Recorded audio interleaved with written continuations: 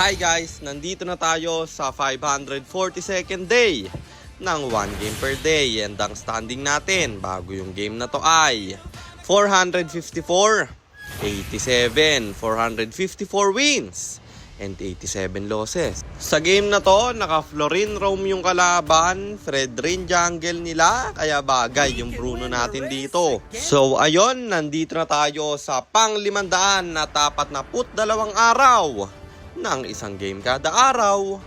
Digmaan na!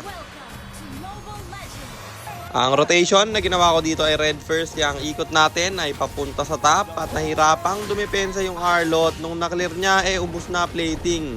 Bawasan pa yung Tori nila. Sabay diretso kami dito sa turtle. Ang ganda ng bato ng Johead, kaya libre ko yung nakuha. At sa top lane, itutuloy na natin yung pagbasag.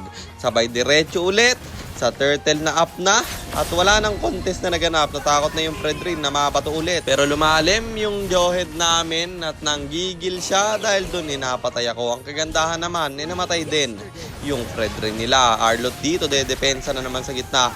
Nahihirapan siyang mag-dep kasi sama-sama kampi niya at napatay na naman namin siya. Yung Tore libre pang nakuha. Sabay diretso sa turtle, tatlong turtle ating nakuha doon at yung tower sa gitna ibubutasin. Tapos diretso sa baba. Etong Tori naman ang ating kukunin. Lord naman ang pupuntahan. Puro objectives ang nangyayari. Ganyan kasi ko mag-jungle press. Sabi ko ingat kasi may Lord kami. At wala namang namatay. Kaya ang ganda nun. Kaso lang tumalon. Papaloob yung Johead. Siya'y mamamatay. Kami magpe-play safe muna. At babasag sa gitna.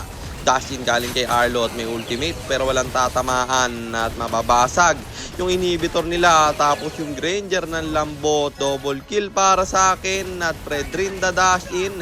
Pero nanlalambot rin siya. Tapos ako yung nag-tower na. Kaya natapos ang laban. At panalo na naman tayo. And ang standing na natin ay 454, 87, 454 wins, and 87 losses. At sa mga hindi nakakaalam, 30 win streak na po tayo.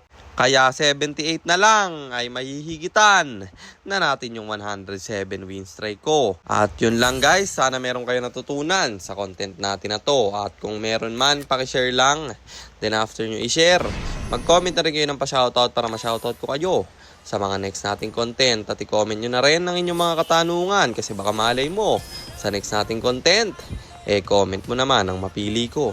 Kung nagustuhan nyo yung item at emblem na gamit ko sa game na yon, eto yon: Tough Boots, Sasclaws, Berserker's Fury, Windtalker, Malefic Gunner, Winter Crown, or Immortality, and then Rose Gold Meteor, pang buy and sell. Emblem natin Assassin, talent natin is Swift, Seasoned Hunter plus Quantum Charge, at syempre Retribution kasi jungle tayo doon. At para naman sa mga gustong magpapilot ng ML account, mag-PM lang kayo, nagre-reply ako. At syempre, may bayad yon. Kahit hanggang anong rank pwede nyo ipapilot, kahit anong hero pwede nyo ipaspam, basta may additional payment pag magpapaspam kayo ng hero.